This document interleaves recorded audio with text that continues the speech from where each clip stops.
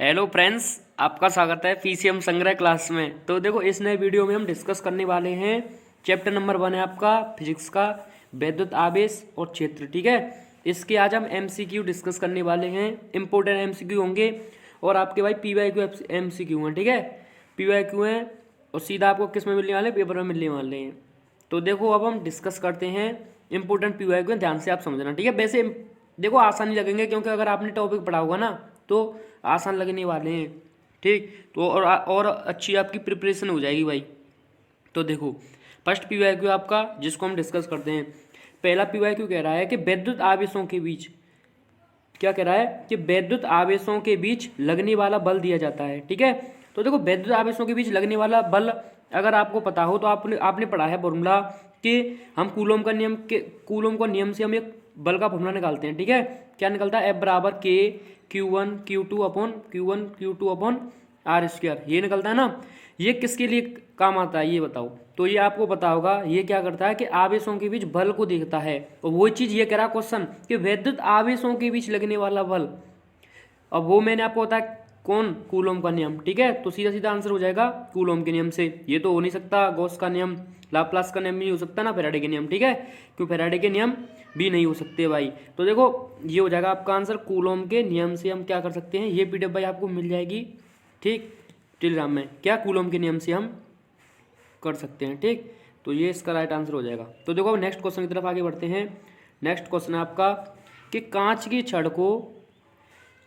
छड़ को सिल्क से रगड़ने पर, ठीक है, कांच की छड़ को सिल्क से रगड़ने पर कांच की छड़ में कैसा आवेश उत्पन्न होता है। देखो ये तो सिंपल क्वेश्चन ही है। जब हम कांच की छड़ को सिल्क के साथ रगड़ते हैं तो क्वेश्चन कह रहा है कांच की छड़ पर कैसा आवेश आता है। तो इसका राइट आंसर क्या हो जाएगा, आपको इसका आंसर तो पता होगा। इसका आंसर होगा धन विद्युत आवेश, क्योंकि कांच की छड़ पर कैसा आवेश आता है, धन विद्युत आवेश आ जाता है भाई। ठीक है, तो आईएमपी क्वेश्चन आप इससे रख लेना क्योंकि ये पीवाईक्यू वाला क्वेश्चन है। तो इसका आंसर क्या हो जाएगा आपका, धन विद्युत आवेश। अब देखो नेक्स्ट क्वेश्चन की तरफ आगे बढ़ते हैं।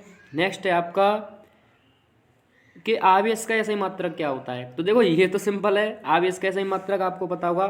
ठीक है, तो आवेश का ऐसा मात्रक क्या होता है, आवेश का ऐसा मात्रक तो सभी को पता होता है, क्या, कूलोम। ठीक है, जिसको हम सी से नोट करते हैं, क्या होता है, कूलोम होता है। अब ऑप्शन से भी देख सकते हो भाई। ठीक है, तो ऑप्शन में आप ध्यान से अगर आप देख रहे होंगे और ठीक है, तो देखो यहाँ पर आपको दिख रहा होगा कि न्यूटन है पहला।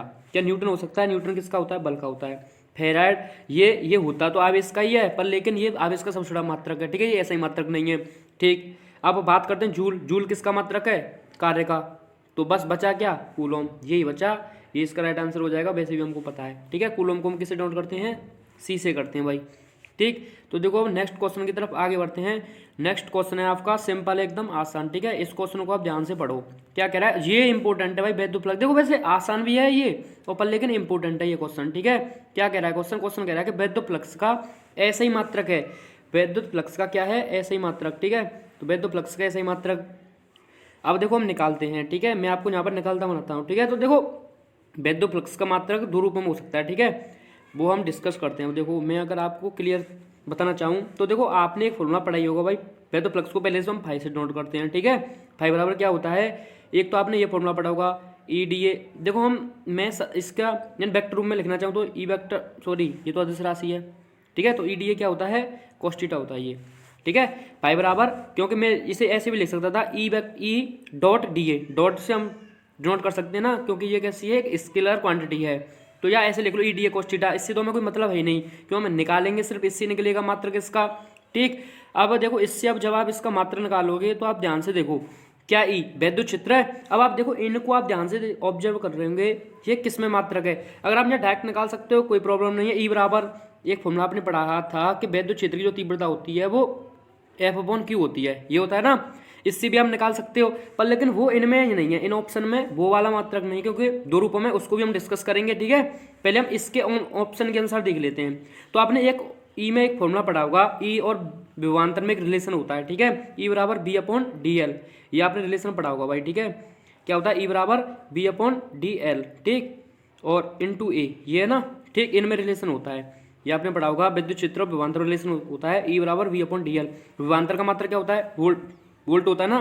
ठीक, डीएल क्या एक लंबाई है। ठीक है, लंबाई का मात्रक क्या हो जाएगा, मीटर में हो जाएगा।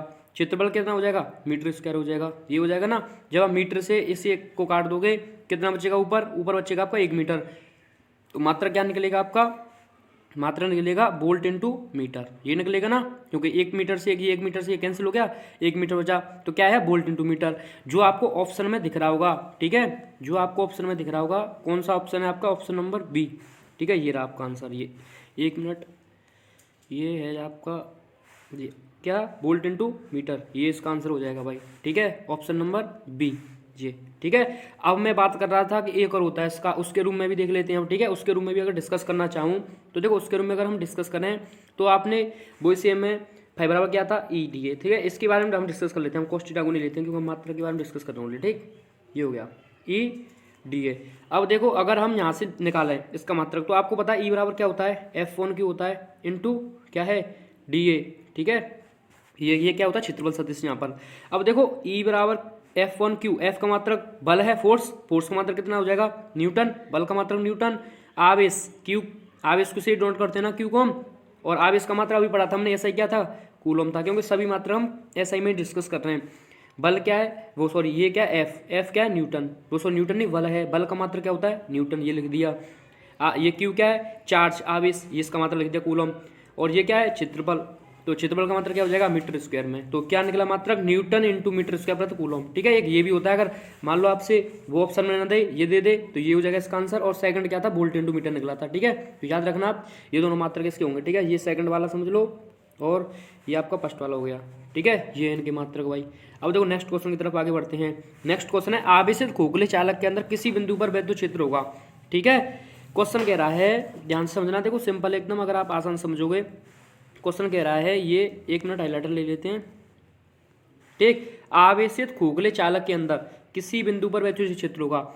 अब देखो यहाँ पर जो बात कर रहा है, ये क्या कर रहा है, आवेशित खोखला चालक है। अब खोखला चालक है तो आपको पता होगा, अगर मान लो आवेशित खोखला चालक है तो खोखले चालक पर क्या होता है, आपको पता है कि खोखले चालक तो अगर हम आवेश देंगे तो इसकी सतह पर, ठीक है, इसकी सतह पर इकट्ठा हो जाता है भाई। ठीक है, इसकी सतह पर विस्तृत हो जाता है, वो फैल जाता है। ठीक है, इसके अंदर नहीं जाता है, किसमें, खोखले आवेशित चालक में। ये आपको पता होगा, ये कंडीशन होती है। जब मान लो इस गोले के, इस खोखले चालक के अंदर जब आवेश ही नहीं जाएगा, जब आवेश ही नहीं होगा, क्यू ही नहीं होगा, तो बताओ क्या उसमें वैद्युत क्षेत्र हो सकता है, क्या नहीं हो सकता, क्योंकि आवेश ही तो वैद्युत क्षेत्र को उत्पन्न करता है। ठीक, तो वही सेम सिस्टम है। ठीक है, तो यहाँ पर भी क्या होगा, विद्युत क्षेत्र नहीं होगा, क्योंकि जब हम किसी आवेशित खोखले आवेशित चालक को आवेश देते तो उसकी सतह पर फैल जाता है। और पर लेकिन ये अंदर पूछ रहे हैं हमसे, अंदर किसी बिंदु पर विद्युत क्षेत्र, और जब आवेश ही नहीं है तो विद्युत क्षेत्र क्या होगा, शून्य होगा। तो इसका राइट आंसर क्या हो जाएगा, राइट आंसर आपको अब दिख रहा होगा, इसका राइट आंसर हो जाएगा आपका, सिंपल है। ठीक है, क्या हो जाएगा, 0। ठीक है, ये इसका राइट आंसर हो जाएगा भाई। ठीक है, क्या हो जाएगा, 0। ये आप क्लियर हो गया होगा, ये जाएगा आपका 0। ठीक, ये क्वेश्चन क्लियर हो गया होगा। अब देखो नेक्स्ट क्वेश्चन की तरफ चलते हैं। नेक्स्ट क्वेश्चन क्या कह रहा है कि एक पिंड में -80 माइक्रोकूलम का आवेश है, उसमें इलेक्ट्रॉन्स की अधिकता है। ठीक है, क्वेश्चन ध्यान से समझो, यहाँ पर दे दिया उसने क्या, 1 मिनट कलर चेंज कर लेते हैं।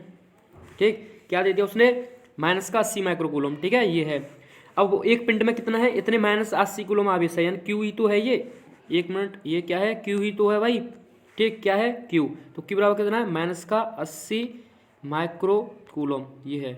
ठीक है, अब इतना दे दिया उसने आवेश। अब क्वेश्चन हमसे पूछा कि उसमें इलेक्ट्रॉन क्या दिखता है। देखो हम जब उस पर माइनस चार्ज है तो माइनस चार्ज तो सिंपल दिखाई रहा है कि अगर किसी पर अगर माइनस आ रहा है तो इसका मतलब उसमें इलेक्ट्रॉन क्या दिखता होगी उस पिंड में। माइनस कब आता है, जब उस पर हम इलेक्ट्रॉन देंगे उसमें, और इलेक्ट्रॉन अगर वो देंगे वो ग्रेड करेगा, उस पर कैसा चार्ज डेवलप हो जाएगा, नेगेटिव।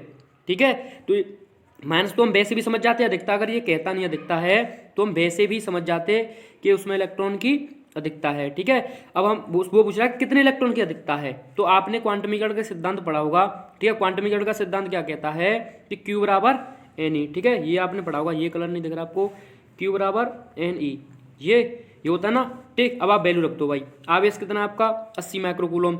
जब देखो हम 80 माइक्रोकूलम में तो 1 माइक्रो, ठीक है, 1 माइक्रोकूलम में कितने हो जाएंगे, वैल्यू कितनी होती है 10⁻⁻6 कूलम, ये होती है।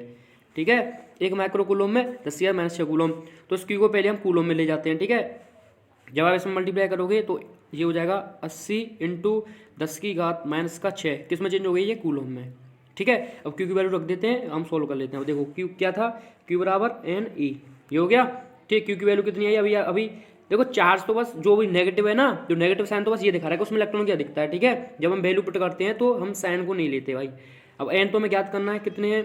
अब देखो एक इलेक्ट्रॉन पर आवेश कितना होता है आपको पता होगा कि 1/6 गुणा 10⁻⁻19 कूलम होता है भाई, ये होता है ना, ठीक है। देखो इसका भी कूलम, इसका भी कूलम, कूलम कूलम आएगा, कूलम से कूलम कैंसिल हो जाएगा, एन का कोई मात्रक नहीं निकलेगा। और ये आपको पता है किसी भी नंबर का कोई भी यूनिट नहीं होती है, ठीक है। तो अब देखो यहाँ से भी प्रूव होता है, ये कूलम से कूलम कैंसिल, नो मात्रक, ठीक है। अब इसे आप सॉल्व कर लो, आपके पास आंसर आ जाएगा। जब आप इसे सॉल्व करोगे तो आपको दिख रहा होगा, इसको आप इसके डिवाइड में भेज दो, ठीक है। जब इसके डिवाइड में भेज दोगे तो ये क्या है 80 इंटू 10⁻⁻6, नीचे क्या है ये, रुको एक मिनट, 10⁻⁻6, नीचे क्या है देखो 1/6 इंटू 10⁻⁻19, यही है ना, ठीक। अब देखो, अब जब आप इसको सॉल्व करोगे तो आपको दिख रहा है, देखो पॉइंट आप कैंसिल करोगे तो एक जीरो यहाँ पर बढ़ जाएगा भाई, जब पॉइंट कैंसिल करोगे ये हो जाएगा ना, ठीक। देखो मैं सॉल्व करना बताता हूँ आपको सिंपल। तो पॉइंट जब आपने ये कैंसिल किया, जीरो एक यहाँ पर बढ़ गया, ठीक है। अब देखो 16 से आप इसे कितनी बार काट सकते हो भाई, तो 16 पंजे 80 होते हैं, 5 और जीरो था, ठीक है, 50 बार। 16 का जब आप 800 में डिवाइड करोगे तो कितना आएगा, 50 आएगा, ठीक है। अब देखो नेक्स्ट देखते हैं क्या था, क्या रहा था एन राव, क्या रहा था 50, ठीक है, क्या था ये था आपका, एक मिनट, 50 इंटू 10⁻⁻6, ऊपर पहले से ही था, ठीक है।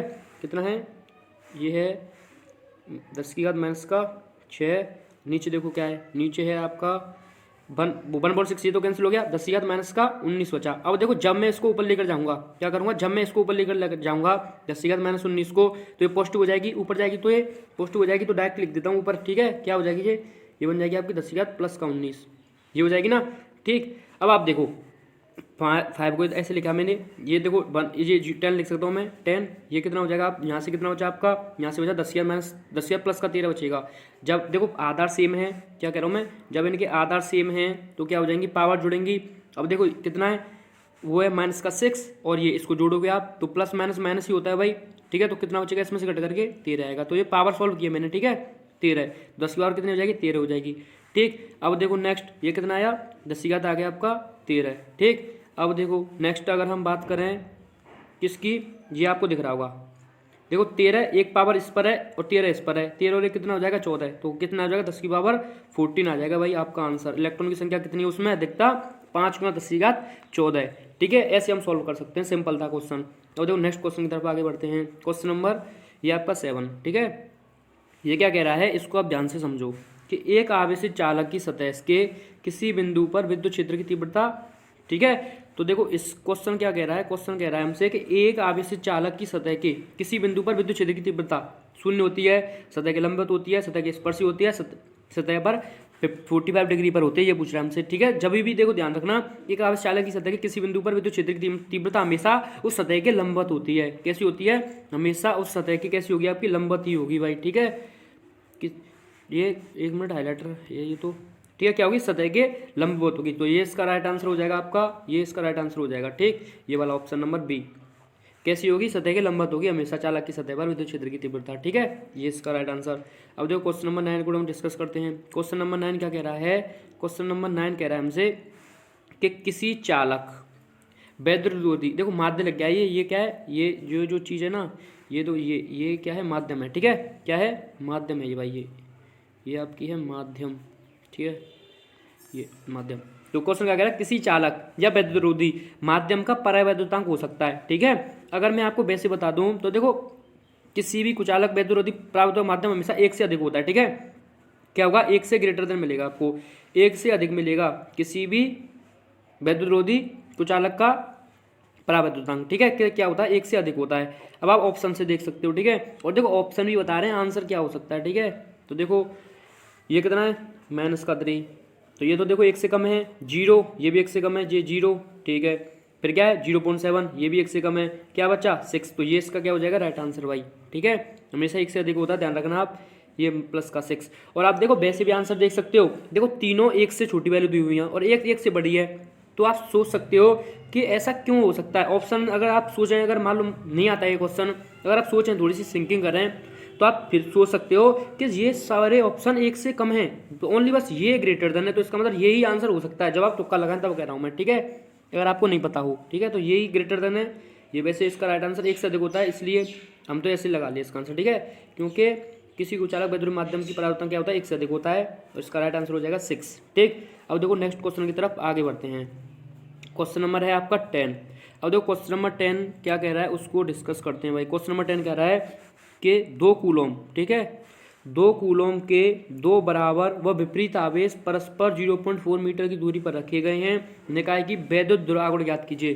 क्या पूछ रहा है वो, वैद्युत ध्रुवागुण पूछ रहा है। तो वैद्युत ध्रुवागुण आपको पता होगा, पी से नोट करते हैं और इसका फॉर्मूला क्या निकलता है, पी बराबर क्यू इंटू 2a, ये होता है। ठीक है, अगर मैं थोड़ा सा बताना चाहूँ आपको वैद्युत ध्रुवागुण के बारे में, तो वैद्युत ध्रुवागुण में क्या होता है कि 2 समान आवेश होते हैं। ठीक है, 2 समान परमाणु के, पर लेकिन आवेश कैसे होंगे, वो 2 समान परमाणु के तो होंगे, पर लेकिन एक कंडीशन है कि वो प्लस और माइनस होंगे ना, विपरीत होंगे। समान तो परमाणु होगा, जैसे देखो ये भी क्यू है, ये भी क्यू है, परमाणु समान है, पर लेकिन इनका जो भी वो होगी आपकी, इनकी प्रकृति होगी, प्रकृति कैसी होगी, विपरीत होगी। एक की प्लस होगी तो एक की माइनस होगी, ये ऐसे। ठीक है, तो एक प्लस क्यू है तो एक माइनस क्यू है, ये होता है वैद्युत ध्रुवागुण में। अब वही क्वेश्चन थे, क्वेश्चन ने भी कह दिया कि क्वेश्चन ने क्या कहा है, तो आप क्वेश्चन से भी देख सकते हो। क्वेश्चन ने कहा कि 2 कूलम, क्वेश्चन ने कहा है 1 मिनट, हाँ ये देखो 2 कूलम के बराबर, क्वेश्चन क्या है, 2 बराबर, मैंने आपको कहा कि समान परमाणु के होंगे। परमाणु कैसा होगा इनका, परमाणु कैसा होगा, इनका परमाणु समान होगा। तो 2 समान परमाणु के, ठीक है, वह विपरीत आवेश, देखो उसने क्या किया, फिर बराबर भी हैं और विपरीत हैं। यही कंडीशन होती है वैद्युत ध्रुवागुण की, बराबर हो और विपरीत हो। और इनका चार्ज उसने दे दिया है कि 2 कूलम के। ठीक है, उसने क्या कह दिया है, उसने दे दिया है, इनकी वैल्यू दे दी है 2 कूलम। ठीक है, ठीक है, तो एक प्लस का 2 कूलम होगा, एक का माइनस का 2 कूलम होगा, ये उसने वैल्यू दे दी। उसने कहा कि इनके बीच की दूरी परस्पर, अब उसने इनकी बीच की वैल्यू दे दी भाई, इनके बीच की वैल्यू है इनके 0.04 मीटर। ठीक है, ये इनके बीच की वैल्यू दी है उसने 0.04 मीटर। अब निकाय का वो पूछ रहे वैद्युत ध्रुवागुण। अब आपके पास फॉर्मूला है पी बराबर क्यू इंटू 2a। आप देखो वैल्यू रख दो। अब देखो यहाँ पर जो वैल्यू रखते हैं ना, किसी एक आवेश की रख देते हैं, परमाणु में तो बराबर है ही दोनों, किसी की भी रख देते हैं, क्योंकि ये एक सदिश राशि है तो हम नेगेटिव साइन के साथ नहीं रखते। ठीक है, तो देखो क्यू की वैल्यू रख देंगे, मैं यहाँ पर क्यू की वैल्यू किसी एक की रख दो, 2 ही है। ठीक है, तो क्यू की वैल्यू रख दी जाएगी, और देखो आर है हमारे पास, हम इसकी वैल्यू रख देंगे। तो देखो सॉल्व करते हैं, क्या फॉर्मूला था, पी बराबर क्यू इंटू 2a। ठीक है, अब देखो ये 2a है, आप कंफ्यूज मत हो जाना कि वो वैल्यू a की है, वो वैल्यू a की नहीं, वो वैल्यू पूरी 2a की है, क्योंकि ये 2a होता है ना, ये पूरे ये जो 2a होता है, ये जो इसकी बीच की दूरी होती है, ठीक है, इन दोनों आवेशों के बीच की दूरी, देखो ये होती है इसके बीच की दूरी, 1 मिनट, देखो ये, ठीक है, ये दूरी होती है 2a, ये, और उसने ये ही दिया हमें। ठीक है, तो 2a की वैल्यू दी ना, क्योंकि 2a जो होती है वो इसके बीच की दूरी होती है, और ये वैल्यू उसने हमें दी है। उसने ये नहीं कहा कि वैद्युत ध्रुवागुण करके मान लो किसी इसके केंद्र से किसी आवेश की बीच की दूरी कहता, तब हम समझते कि हाँ एक ही वैल्यू है सिर्फ ओनली। ठीक है, तो ये है, तो रख दो वैल्यू क्यू उसने कितना दिया है, क्यू दिया है उसने 2 कूलम है, माइक्रो ने 2 कूलम ओनली। ठीक है, 2 कूलम है। ठीक, और फिर उसने कहा है कि 2a की वैल्यू दे दी उसने 0.04, जब आप इसमें मल्टीप्लाई करोगे आ जाएगा 0.08। ठीक है, अब देखो आवेश है, आवेश का मात्रा कूलम, ये a क्या है, कोई लंबाई है, ठीक है, दूरी है, कोई दूरी का मात्रा क्या हो जाएगा, मीटर, कूलम इंटू मीटर, तो 0.08 कूलम इंटू मीटर इसका राइट आंसर हो जाएगा भाई। अब आप इसका ऑप्शन देख सकते हो कि 0 इतना। ठीक है, तो उसने देखो 10 इसमें लिख दें। ठीक है, तो उसको मैं भी लिख के बता दूँ आपको, ये इतना है। ठीक है, तो कितना है देखो 0.08 कूलम इंटू मीटर। तो देखो इसने जिस रूप में लिखा है उसको मैं लिख कर बता रहा हूँ आपको। देखो पॉइंट हटेगा, ये 2 0 नीचे पहुंच जाएंगे। ठीक है, तो क्या बचा ऊपर तो 8 बचा, जब 10 की पावर ये 2 तो है, 100 को हम क्या ले सकते हैं 10 टू की पावर 2। जब आप इसे ऊपर लेकर जाओगे तो 10 की कितनी हो जाएगी -2, तो 8 इंटू 10 की -2 कूलम इंटू मीटर, ये इसका राइट आंसर हो जाएगा भाई। ठीक है, क्या हो जाएगा 8 है गुणा 10 -2 कूलम इंटू मीटर, जो आपको ऑप्शन बी दिख रहा होगा। ठीक है, ये इसका राइट आंसर हो जाएगा ऑप्शन नंबर बी। एक बार मैं इसे हाईलाइटर से भी हाईलाइट कर देता हूँ। ठीक है, ये ऑप्शन नंबर बी, ये इसका राइट आंसर हो जाएगा भाई। ठीक है, अब देखो हम नेक्स्ट क्वेश्चन की तरफ आगे बढ़ते हैं। ठीक, तो नेक्स्ट क्वेश्चन है आपका सिंपल, उसको भी देखते हैं। देखो तो नेक्स्ट क्वेश्चन है भाई आपका, क्वेश्चन कह रहा है कि वैद्युत क्षेत्र का मात्रक। ठीक है, क्वेश्चन क्या कह रहा है, वैद्युत क्षेत्र का मात्रक है। ठीक है, या देखो 2 प्रकार से पूछा जा सकता है ये क्वेश्चन आपसे।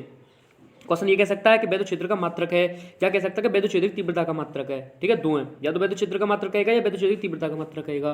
तो जो हम निकाल चुके हैं, ठीक है, जो मैंने आपको निकाला क्वेश्चन में तो नहीं आया था, पर लेकिन हमने जब वैद्युत फ्लक्स का निकाला था तब आ गया था। ठीक है, तो वैद्युत क्षेत्र को हम ई से नोट करते हैं, इसका बोलना होता है ई बराबर F/Q। हाँ बल, बल का मात्रा क्या हो जाएगा न्यूटन, इस बल का न्यूटन, और अब इसका क्या हो जाएगा कूलम, तो क्या हो गया न्यूटन प्रति कूलम। आंसर इसका देख लो न्यूटन प्रति कूलम कहाँ है, तो ये रहा न्यूटन प्रति कूलम। ऑप्शन नंबर बी इसका क्या हो जाएगा राइट आंसर हो जाएगा भाई, ठीक है, ऑप्शन नंबर बी। ठीक, अब देखो हम नेक्स्ट क्वेश्चन की तरफ आगे बढ़ते हैं। तो देखो नेक्स्ट क्वेश्चन की अब हम डिस्कस करते हैं, ठीक है। नेक्स्ट क्वेश्चन कह रहा है वैद्युशीलता का मात्रक है, ये इंपोर्टेंट क्वेश्चन है, ठीक है। पी वाई क्यू है ये आपका 2020 में पूछा गया क्वेश्चन है भाई, 2020, ठीक है, ये इसमें पूछा गया क्वेश्चन है। अब देखो क्या कह रहा है कि वैद्युशीलता का मात्रक है, तो देखो वैद्युशीलता का अगर मात्रक हम निकालेंगे तो ध्यान से देखो, आपने फॉर्मूला पढ़ा था F बराबर, वैसे तो मैं डायरेक्ट बता सकता हूँ पर लेकिन हम निकाल कर आपको मैं क्लियर करता हूँ, ठीक है। तो F बराबर क्या आया था, देखो नेक्स्ट पेज पर डिस्कस करते हैं, ठीक है, नेक्स्ट पेज पर डिस्कस करते हैं। तो देखो एक मिनट, अब देखो नेक्स्ट पेज पर हम डिस्कस करते हैं क्या होता है फॉर्मूला इसका फॉर्मूला होता है F बराबर, आपने पढ़ा था, ठीक है, 1/4 एप्सिलॉन नॉट, कूलम के नियम से जो भी हम निकालते हैं formula Q1 Q2 upon r², ये होता है ना। ठीक, अब मैं क्या करूँगा, अब मैं देखो इसको जो आपको दिख रहा होगा एप्सिलॉन नॉट, ठीक है, क्या एप्सिलॉन नॉट, ये एप्सिलॉन नॉट दिख रहा है, जब ये एप्सिलॉन नॉट यहाँ पर जाएगा तो F यहाँ पर आएगा मल्टीप्लाई करके, जब हम यहाँ से एप्सिलॉन नॉट निकालोगे तो क्या आ जाएगा 1/4 ये हो जाएगा into Q1 Q2 upon r², ये होगा ना, एप्सिलॉन नॉट की जब वैल्यू निकालोगे आप तो ये हो जाएगा। अब आप यहाँ से निकाल लो इसका मात्रक सिंपल रूप में, देखो कहाँ है Q1 Q2, इन दोनों का मात्रक कूलम है, क्या हो जाएगा कूलम स्क्वायर हो जाएगा। ठीक, ये तो कांस्टेंट है, कांस्टेंट की तो कोई यूनिट नहीं होती। F बल का मात्रक कितना हो जाएगा अपॉन, क्योंकि देखो बट्टे में जा चुका ना नीचे ये, तो न्यूटन, F का कितना मात्रक हो जाएगा न्यूटन, ये क्या है कोई दूरी है, दूरी का मात्रक क्या हो जाएगा मीटर, और स्क्वायर है तो उसके बाद मीटर स्क्वायर, तो क्या निकला भाई coulomb square newton into meter square निकलेगा। ठीक है, अब देखो ये इसका हो गया, तो अब हम देखो आंसर मैं आपको बता देता हूँ, ठीक है, क्या हो गया इसका आंसर कूलम स्क्वायर पता न्यूटन इंटू मीटर स्क्वायर, ये आपको दिख रहा होगा ऑप्शन नंबर ए में। ठीक है, अब देखो ऐसे रूम में भी आपको लिखकर वो दे सकता है भाई, ठीक है, अगर मैं आपको बताना चाहूँ देखो ऐसे रूम में भी लिख कर दे तो आप दिक्कत मत करना। कैसे कि अगर मान लो आपको जी न्यूटन को ऊपर ले जाए तो न्यूटन इनवर्स हो जाएगा, ठीक है, मीटर को ऊपर ले जाओगे तो -2 पावर हो जाएगी, तो ऐसे भी लिखा मिल जाए तो प्रॉब्लम करनी नहीं है आपको। ठीक है, अब देखो नेक्स्ट क्वेश्चन की तरफ हम आगे बढ़ते हैं भाई। ठीक है, तो देखो नेक्स्ट क्वेश्चन है आपका क्वेश्चन नंबर 11 है। देखो धनाभिषिक्त वस्तु में है, ये 4 ऑप्शन से देखना आपको कि धनाभिषिक्त वस्तु में कौन सी कंडीशन फॉलो हो सकती है भाई। ठीक है, देखो धनाभिषिक्त वस्तु है, अगर किसी वस्तु पर धनाभिष है, किसी वस्तु पर अगर पॉजिटिव आ रहा है तो इसका मतलब क्या है, या तो इसमें से इलेक्ट्रॉन निकाले गए होंगे भाई, ठीक है, या तो इलेक्ट्रॉन निकाले गए, इलेक्ट्रॉन निकालने का मतलब इस वस्तु में जो ये वस्तु है इसमें इलेक्ट्रॉन की क्या हुई होगी, कमी हुई होगी, तब पॉजिटिव बढ़ सकता है, इलेक्ट्रॉन की कमी हो तब पॉजिटिव बढ़ सकता है। ठीक है, ये कंडीशन हो सकती है, क्योंकि आपको पता है जब इलेक्ट्रॉन की कमी होगी, ऐसे मान लो मैं अगर आपको समझना चाहूँ, जैसे अगर मान लो इस वस्तु में 18 प्रोटॉन, एग्जाम्पल के लिए, ठीक है, 18 प्रोटॉन 18 इलेक्ट्रॉन है, जब आप इसमें से मान लो 2 इलेक्ट्रॉन को इसमें से निकाल दो, ठीक है, तो इस वस्तु में कितने बचेंगे, इस वस्तु में बचेंगे आपके 18, तो प्रोटॉन बच जाएंगे, प्रोटॉन तो हमने क्योंकि निकाले तो इलेक्ट्रॉन है ना, अब 18 इलेक्ट्रॉनों में से जब वस्तु में से निकलेंगे तो कितना हो जाएगा 16 इलेक्ट्रॉन बचेंगे। अब देखो कौन सा चार्ज ज़्यादा बढ़ गया, प्रोटॉन वाला बढ़ गया ना, कि प्रोटॉन की संख्या ज़्यादा है, तो प्रोटॉन की संख्या ज़्यादा होने का मतलब प्लस चार्ज बढ़ना, तो बस सेम आंसर इसका क्या हो जाएगा इलेक्ट्रॉन की कमी। ठीक है, ये चीज़ है, इसका आंसर क्या हो जाएगा इलेक्ट्रॉन की कमी, क्यों इलेक्ट्रॉन की कमी करोगे आप पॉजिटिव बढ़ जाएगा, तो इसका आंसर राइट आंसर हो जाएगा आपका ये इलेक्ट्रॉन की कमी। अब देखो ऑप्शन से आप अगर समझो, आप ऑप्शन क्या कह रहा है पहला कि न्यूट्रॉन की अधिकता, तो भाई न्यूट्रॉन तो गमन कर ही नहीं सकता, ठीक है, ये गलत कह रहा है, न्यूट्रॉन में तो कोई चार्ज होता ही नहीं है, ठीक है, न्यूट्रॉन में कोई चार्ज होता ही नहीं है। ये कह रहा है इलेक्ट्रॉन की अधिकता, जब आप इस वस्तु को अगर इलेक्ट्रॉन दोगे तो इसका प्लस बढ़ेगा या नेगेटिव बढ़ेगा भाई, नेगेटिव चार्ज डेवलप होगा, ठीक है, नेगेटिव बढ़ता जाएगा। फिर देखो ऑप्शन नंबर चौथा है कि प्रोटॉन की कमी, ठीक है, अगर आप इसमें देखो प्रोटॉन की कमी, अगर आप इसमें प्रोटॉन की कमी करोगे तो नेगेटिव ही बढ़ेगा, ठीक है, क्या होगा नेगेटिव बढ़ेगा, और वैसे प्रोटॉन एक जगह से दूसरी जगह नहीं जा सकता है, ठीक है, हम प्रोटॉन का स्थानांतरण नहीं कर सकते हैं, ये हम जानते हैं, ठीक है, तो ये तो वैसे भी गलत हो गया, तो ये आपका राइट आंसर हो गया सी। ठीक है, सी। अब देखो नेक्स्ट क्वेश्चन की तरफ हम आगे बढ़ते हैं, क्वेश्चन नंबर है ये 12, ठीक है, तो ये इंपॉर्टेंट क्वेश्चन है, ये आपसे डायरेक्ट पूछा जा सकता है, या आप इसे सॉल्व करके भी निकाल सकते हो। ठीक है, इसमें कह रहा है कि 1 कूलम आवेश में इलेक्ट्रॉन की संख्या है, ठीक है, तो क्या कह रहा है 1 कूलम आवेश में इलेक्ट्रॉन की संख्या है, तो आप देखो 1 कूलम आवेश में इलेक्ट्रॉन की संख्या अगर आपसे पूछी जा रही है तो वही इलेक्ट्रॉन की संख्या पूछ रहा है, क्या पूछ रहा है जी एन पूछ रहा है हमसे, ठीक है, और हम जानते हैं क्यू बराबर एन ई, ये होता ना फॉर्मूला क्यू बराबर एन ई, क्वांटम मैकेनिक्स सिद्धांत क्यू बराबर एन ई, तो आप इस कितना दिया 1 कूलम दिया उसने, एन वो हमसे पूछ रहा है, इलेक्ट्रॉन का आवेश हम जानते हैं कितना होता है 1.6 × 10⁻⁻⁰ ये होता है ना, ठीक। अब यहाँ से आप इसको सॉल्व कर लेना भाई, ठीक है, सॉल्व करना आप जानते होंगे, ठीक है। इसका राइट आंसर आएगा 6.25 गुणा 10⁻18, ठीक है, ये इसका राइट आंसर आ जाएगा। पर लेकिन देखो मैं सॉल्व करके आपको बता ही देता हूँ, चलो तो 1 मिनट, नेक्स्ट पेज लेते हैं। क्या था 1 इक्वल टू, ये क्या था 1.6 गुणा 10⁻19, ठीक है, इंटू एन, ठीक है। जब मैं एन निकालूंगा तो 1 अपॉन क्या कर दूंगा, इसको डिवाइड में भेज दूंगा, तो 1/6 गुणा 10⁻19 ये हो जाएगा, ठीक है, 10⁻19। अब देखो आप ध्यान से, अब क्या कर रहा हूँ, देखो पॉइंट हटा रहा हूँ, यहाँ पर जीरो बढ़ाया। अब देखो 16 का जीरो में आप डिवाइड करोगे, ठीक है, 16 का जब आप 10 में, सॉरी तो पॉइंट हटाया जीरो बढ़ गया, 16 का जब आप 10 में डिवाइड करोगे तो कितनी बार जाएगा बताओ, 0.625 बार, ठीक है, भाग देख लेना, इंटू जब आप इसको ऊपर लेकर जाओगे तो पावर पॉजिटिव हो जाएगी भाई, 10⁻19, ठीक है, तो ये निकलेगा। अब आप एक काम कर सकते हो, यहाँ से एक जीरो को इसमें मल्टीप्लाई कर सकते हो, ठीक है, एक जीरो का इसमें कर सकते हो। जब आप एक जीरो का इसमें मल्टीप्लाई करोगे तो ये कैसे हो जाएगी, 6.25 बन जाएगा ना, एक जीरो का मल्टीप्लाई होगा, और यहाँ पर कितना बचेगा, 10 के बाद 18 जीरो बचेंगे, ठीक है, एक जीरो उसमें हमने मल्टीप्लाई में लगा दी, तो ये इसका राइट आंसर हो जाएगा, जो मैंने आपको भी बताया था, ठीक है। ये इसका देखो मैंने आपको राइट आंसर बताया था 6.25 गुणा 10⁻18, ठीक है। तो देखो नेक्स्ट क्वेश्चन की तरफ अब आगे बढ़ते हैं भाई, ठीक है। तो नेक्स्ट क्वेश्चन ऐसे आप समझते चलना भाई, ठीक है, ध्यान से। तो देखो नेक्स्ट क्वेश्चन है आपका, विद्युत क्षेत्र की तीव्रता की विमा है, ठीक है। तो देखो विद्युत क्षेत्र की तीव्रता की विमा अगर हम निकाल कर बताते हैं, ठीक है, तो विद्युत क्षेत्र का फॉर्मूला आपने अभी सीखा था, क्या था, ठीक है, क्या था, E बराबर F/Q। देखो फॉर्मूला इंपॉर्टेंट होता है, क्यों, फॉर्मूले से आप मात्रक भी निकाल सकते हो, विमा भी निकाल सकते हो भाई, ठीक है। तो देखो विमा कैसे निकालेंगे, जैसे इनकी जब आपने मात्रक निकाल रहे थे तो इनका मात्रक यूज किया था, ठीक है, और जब आप इसकी विमा निकालोगे ना तो इसकी विमा यूज कर दो, विमा निकल आएगी। बल्कि विमा क्या होती है, ML/T-2 होती है भाई, ठीक है, अगर नहीं पता तो अब आपको हो गई होगी याद, ठीक है, ML/T-2 होती है। आवेश, आवेश देखो Q बराबर क्या होता है, I क्या है, वैद्युत धारा, वैद्युत धारा की क्या होगी, एम्पियर होगी ए, और समय की क्या हो जाएगी, टी, टाइम की, ठीक है। क्या निकली विमा आपकी, विमा क्या निकली भाई, ठीक है, धारा की तो आई हो गई एम्पियर, और समय की क्या हो जाती है, टी हो जाती है, आपको ये पता होगा। तो क्यू की विमा क्या निकली, IT, वो सॉरी AT, ठीक है, AT।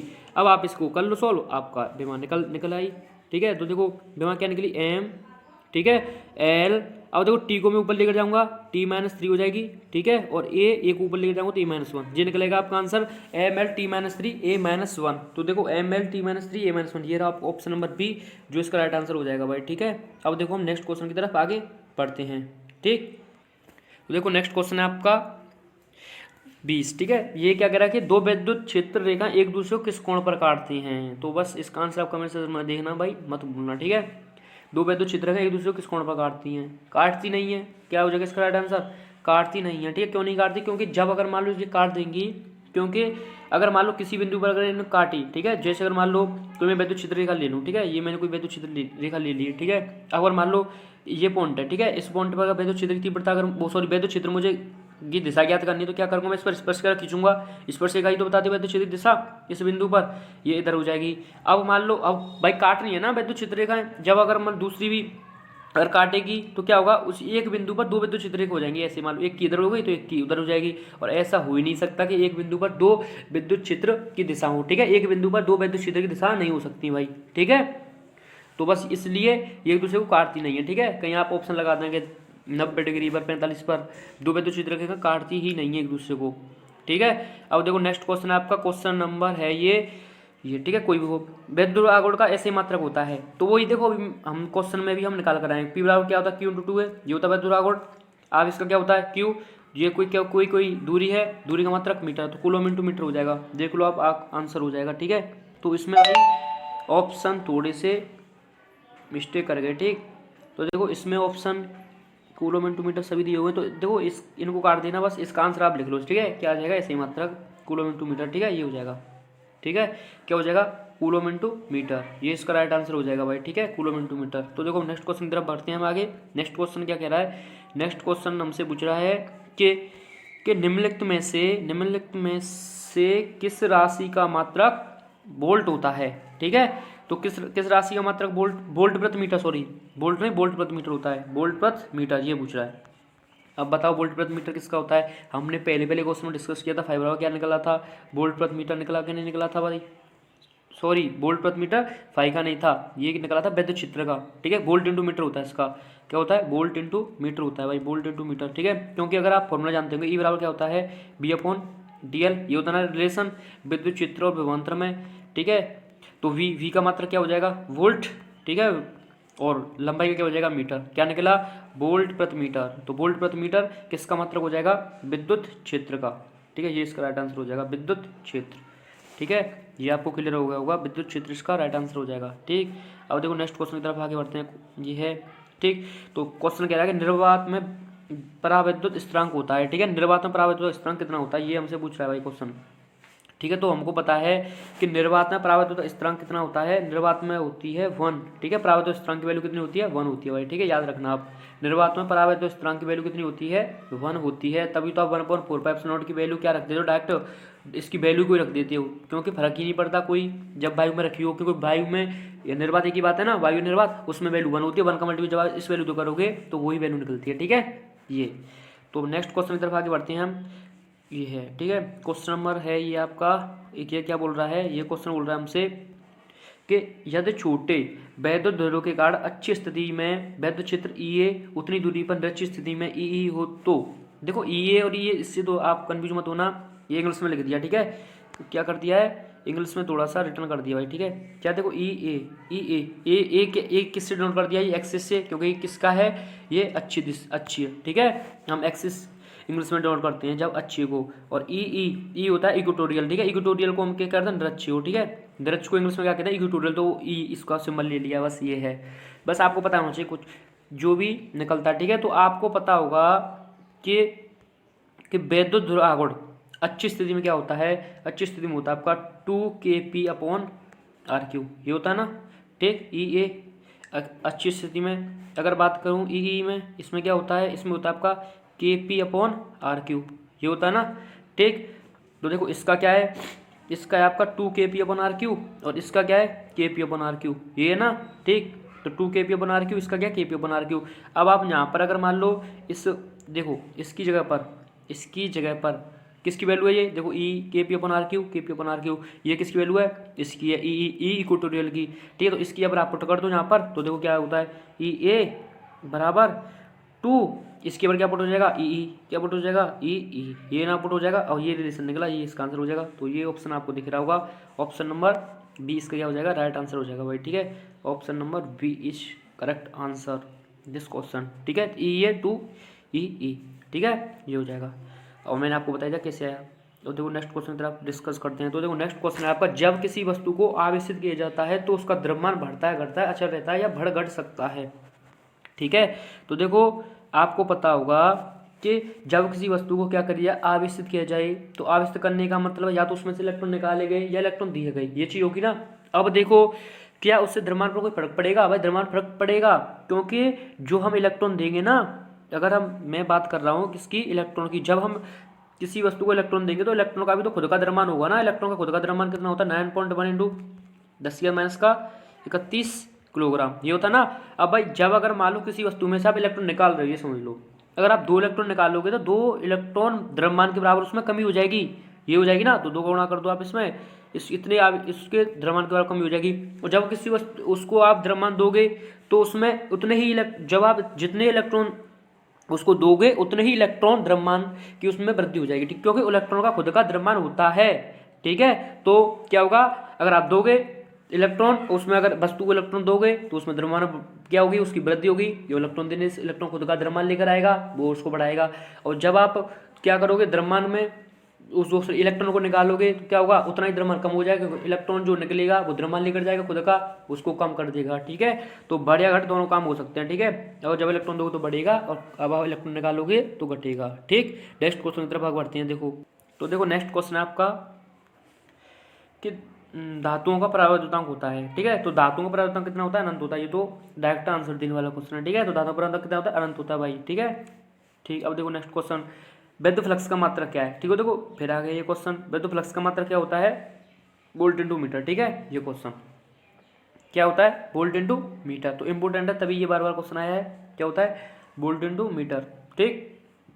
अब देखो क्वेश्चन नंबर 15, क्वेश्चन नंबर 15 क्या कह रहा है कि किसी बिंदु आवेश के कारण उत्पन्न वैद्युत क्षेत्र की तीव्रता, ठीक है। तो बिंदु आवेश के कारण, और किसी बिंदु आवेश के कारण भाई वैद्युत क्षेत्र की तीव्रता क्या होती है, ये आपको पता होगा, क्या होती है, ई बराबर के क्यू अपॉन आर स्क्वायर, और के की वैल्यू क्या होती है 1/4 ये समझ लो। ठीक, तो ई बराबर 1/4 क्यू अपन आर स्क्वायर, देखो क्यू स्क्वायर अपन आर है, ये तो हो नहीं सकता। ठीक है, क्यू अपन आर स्क्वायर, हाँ ये मिल रहा है हमें, ये आंसर हो जाएगा। क्यों क्यू अपन आर नहीं हो सकता और ये शून्य नहीं हो सकता, ये इसका राइट आंसर हो जाएगा भाई। ठीक है, ये तो डायरेक्ट फॉर्मुला बेस्ड क्वेश्चन था। अब देखो नेक्स्ट क्वेश्चन क्या कह रहा है, नेक्स्ट क्वेश्चन हमसे कह रहा है, देखो ये भी एकदम अच्छा क्वेश्चन है भाई। ठीक है, क्वेश्चन कह रहा है कि एक बंद पृष्ठ के भीतर n वैद्युत ध्रुव स्थित हैं, बंद पृष्ठ निर्गत कुल वैद्युत फ्लक्स होगा। ठीक है, क्या होगा कि कोई भी बंद पृष्ठ है, मान लो कोई बंद पृष्ठ हो, ठीक है, तो उस बंद पृष्ठ के अंदर उसने क्या कर दिया है कि n, पता नहीं संख्या, ठीक है, पर लेकिन क्या है n वैद्युत ध्रुव आगुण है।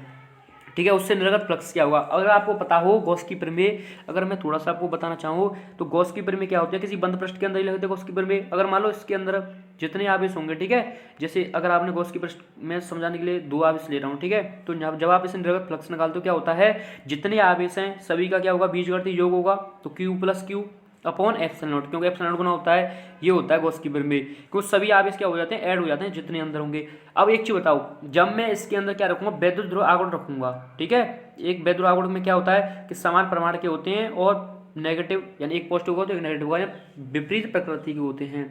अब एक चीज बताओ, जब इसकी निकाल लो आप, एक वैद्युत आगुण की निकालो, फ्लक्स कितना निकलेगा, फाइव बराबर क्या हो जाएगा, दोनों आप जुड़ेंगे, एक प्लस क्यू एक माइनस क्यू है अपॉन एप्सिलॉन नॉट। जब ये तो जीरो हो गया, देखो कैंसिल होकर के एप्सिलॉन नॉट जब डिवाइड करोगे इसमें क्या निकलेगा 5 जीरो।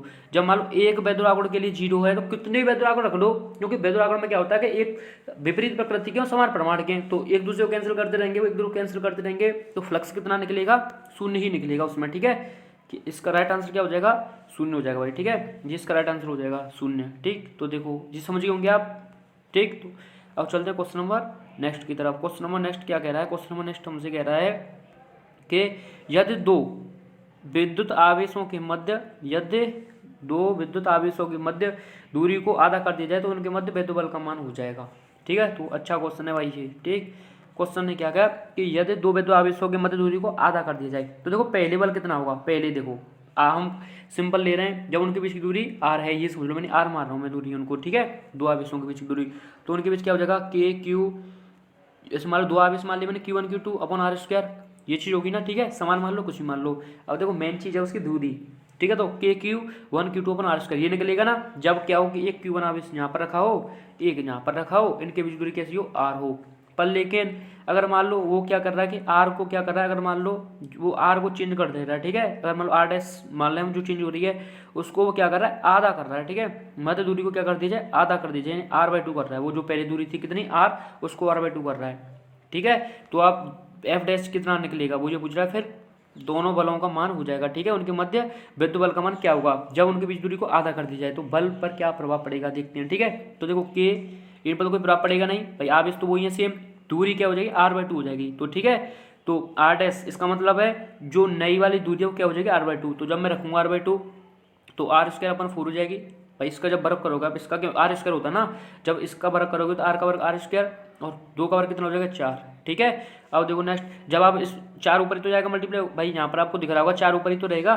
ठीक है, तो देखो क्या आएगा, के सॉरी एफ बराबर 4 के Q1 Q2 upon are square, ये है ना, क्योंकि आपको पता होगा, आपको ये चीज़ पता होगी कि मैंने 4 को ऊपर पहुंचा दिया, बस इतना किया है। ठीक है, क्या किया है, 4 को क्या कर दिया भाई, ऊपर पहुंचा दिया सिर्फ। ठीक है, इस 4 को ऊपर पहुंचाया और कुछ नहीं किया, वही सेम है सब चीज़, के Q1 Q2 upon are square.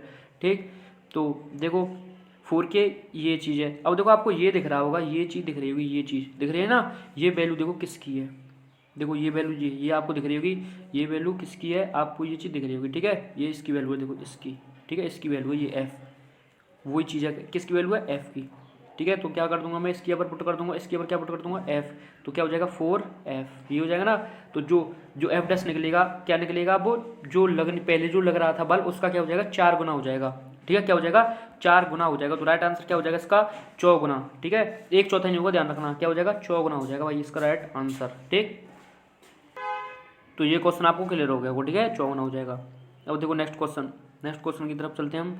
Next सजातीय आवेशों में होता है। ठीक है, तो सजातीय आवेशों में क्या होता है, सजातीय मतलब सेम जैसे प्लस प्लस हो, माइनस माइनस हो, ये कैसे हैं, सजातीय हैं। तो इनमें क्या होगा भाई, समान जात के हैं ये समझ लो, तो क्या हो जाएगा इनमें क्या होगा, प्रतिकर्ष होगा, रिपल होगा। ठीक है, क्या होगा, रिपल होगा, रिपल रिपल का प्रतिकर्षण, ठीक है, समान सजातीय होंगे, अगर विजातीय होते तो आकर्षण होता, ठीक है। ये नेक्स्ट क्वेश्चन देखो, यदि दो आवेशों के बीच की दूरी दुगुनी कर दी जाए तो उनके बीच लगने वाला बल हो जाएगा, ठीक है। तो देखो इसको मैं थोड़ी सी आपको हिंट दे देता हूँ, क्योंकि ये क्वेश्चन अभी वाला था, ठीक है। हिंट दे देता हूँ जिससे आपको थोड़ा सा रहेगा। तो आपको भी पहला जो बल, पहले जैसे अगर मान लो Q1 यहाँ पर रखा हुआ है, Q2 वाला यहाँ पर रखा हुआ है, इनके बीच दूरी क्या है, R है, ठीक है। पहले CM कंडीशन में निकाल लो, ये आएगा Q1 Q2 upon R square. जब आप F डैश निकालोगे, F डैश का मतलब जब इनकी कंडीशन को चेंज कर दोगे, क्या बीच की दूरी को क्या कर दो, दोगुनी कर दोगे, जो R है वो क्या हो जाएगी 2R में चेंज हो जाएगी, समझ लो, ठीक है। ये R डैश समझ लो, कुछ भी समझ लो, चलो R ही मान लो, ठीक है। जब R क्या हो जाएगी 2R में कन्वर्ट हो जाए, ठीक है, ये समझ लो। जब R को क्या कर दिया मैंने, दुगुना कर दिया, क्या कर दिया 2R कर दिया, तो वही सेम कंडीशन भाई, आवेश तो वही रहेंगे Q1 Q2, बस बल पर फर्क पड़ेगा। अब देखो R को क्या कर दिया 2R, जब 2R का वर्ग करोगे, 2 का वर्ग 4 और R का वर्ग क्या हो जाएगा R स्क्वायर, ये हो जाएगा ना, ठीक। अब आप देखो यहाँ ध्यान से 1/4, ये तो मैंने बाहर निकाल, ये ऐसे अलग कर दिया, ठीक है, ये ऐसे कर दिया K Q1 Q2 upon R square. अब देखो ये वाली जो चीज़ है जो आपको दिख रही होगी, ये वाली जो चीज़ है वो क्या है, इसके बराबर है, F के बराबर है, ठीक है, किसके बराबर है, ये वाली जो चीज़ है, ये जो चीज़ है, ठीक है, ये किसके बराबर है, इस F के बराबर है। तो इसकी जगह पर क्या कर दूंगा मैं, F पुट कर दूंगा, तो क्या होगा देखो, जब F जब मैं पुट करूँगा तो जो निकलेगा आपका क्या, F डैश क्या हो जाएगा 1/4, उसके बाद क्या पुट कर दिया मैंने F, क्यों आपको पता है क्या पुट हो गया, इस पूरी वैल्यू के F पुट हो जाएगा, 1/F पहले से ही था, ठीक है। तो ये निकलेगा रिलेशन। और यहाँ पर जो बल है, जो चेंज करने के बाद कंडीशन को, जब उनके बीच दूरी को क्या कर दिया 2R कर दिया, तो जो F डैश क्या निकला वो 1/4 हो गया, ठीक है, क्या हो गया 1/4 हो गया भाई, ठीक है। तो देख लो इसका राइट आंसर क्या हो जाएगा, 1/4 गुना हो जाएगा, ठीक है, क्या हो जाएगा 1/4 गुना हो जाएगा इसका राइट आंसर भाई, ठीक है। ये आपको समझ में आ गया, वो क्वेश्चन सेम उसी वाला था, ठीक है।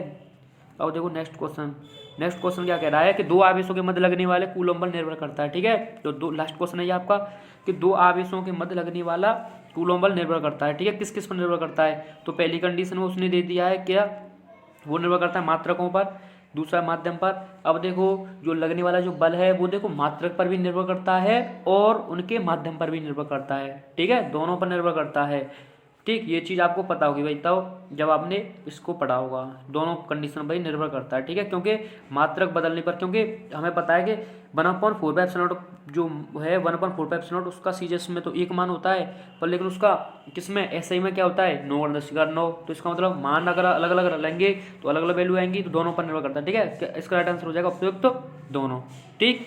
ये इसका राइट आंसर हो जाएगा उपयुक्त दोनों पर निर्भर करता है, ठीक है। अब नेक्स्ट क्वेश्चन, लास्ट क्वेश्चन था ये इसका भाई, ठीक है। तो अगर आपको दिख रहा होगा कि please like subscribe share YouTube channel PCM संग्रह क्लासेस, इस चीज़ को भाई मत करना भूलना, ठीक है। मिलते हैं आपसे ऐसे ही, क्योंकि अब हम MCQ स्टार्ट कर दिए हैं, अब हम पूरी कंप्लीट फिजिक्स का MCQ डिस्कस करेंगे। ऐसे इंपॉर्टेंट सभी जो MCQ थे, ये PYQ थे, आप इनको हल्के में मत लेना भाई, ठीक है।